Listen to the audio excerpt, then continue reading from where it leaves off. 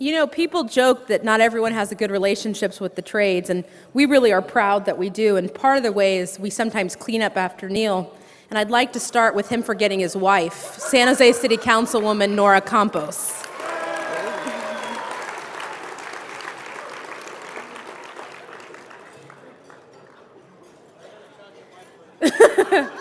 The sheet metal workers want you to know that they have a couch at their place, Nora. So I want to both, though we tongue-in-cheek joke with the trades, we're very grateful for their support. And I want to thank both Neil and Yolanda for what they've done and what they've continued to do, will continue to do. But I want to be serious for a moment, because we're here tonight to honor those people who've helped make the labor movement strong. They've reinforced what the labor movement is about. And our goal is really to do that today with you, which is to say, here's people who make it strong and to reinforce why we all participate and belong to unions. People join unions because it's a better way of life for their families. Union members have higher wages, better health care, and more importantly, a voice on the job. Unions for us are a brother and a sisterhood. They are the vehicle by which workers are empowered to change their families' lives. Historically, our organization has been leveraged to advocate for values broader than basic economic justice. Our fight is a broad fight to oppose poverty, to end discrimination, to assure families have health care, and to be able to live in a community in which working families thrive.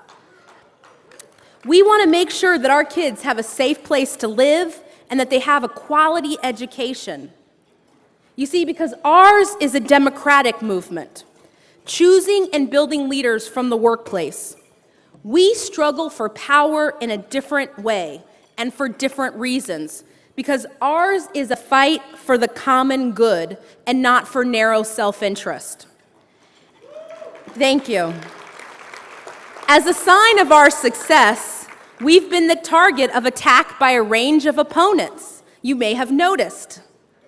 But our success is measured not by articles in the newspaper or more money in our pockets. It's measured by the future we pave for our children and our neighbors' children. You see, because our success means that our opponents focus on us, but our shared success means we must not focus on our opponents. Instead, we will continue to fight for universal health care. We have seen the impact of creating local solutions to the healthcare crisis.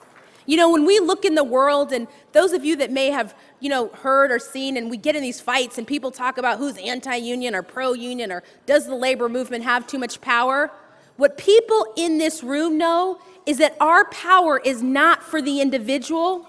It is a shared power to transform our families' lives. It is a shared power. The way we measure success is, do our kids have health care coverage? Have we done that? Absolutely. Do we have quality education? That's how we measure our success. We will continue the work we began in partnership with the unions at the City of San Jose with the Community Budget Working Group. The budget of the City of San Jose is too important to be decided without meaningful, deliberate input from the residents of the city. We will fight for real and accountable government, because real and accountable government isn't about bringing back the old people who used to participate. Real and accountable government is about bringing our folks to the decision-making table.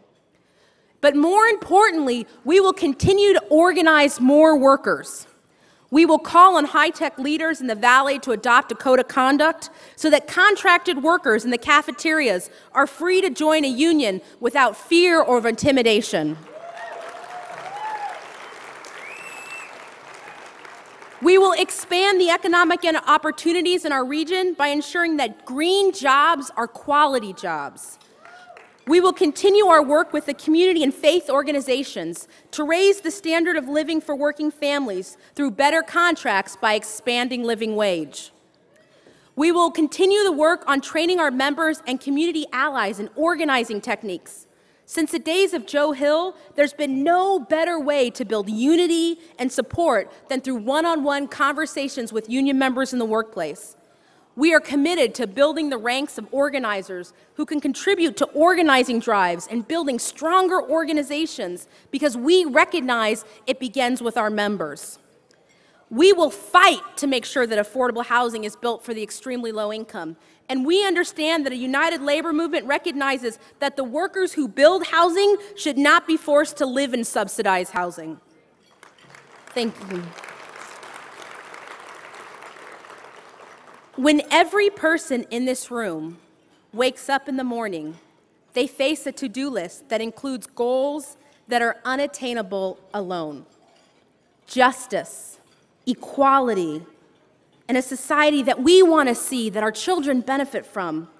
Our fight is not with people. It is not for ourselves. Our fight is one aimed at dignity and respect for all people. And for that, we must be bold. We cannot afford to be ashamed of who we are. We cannot afford to scream from the rooftops that we are about a community that is united in prosperity for all people. Please join me as we recognize tonight the true heroes who've made this all possible. We celebrate those whose impact to that end has been immeasurable over the past 2 years. Tonight, we recognize our members. Thank you.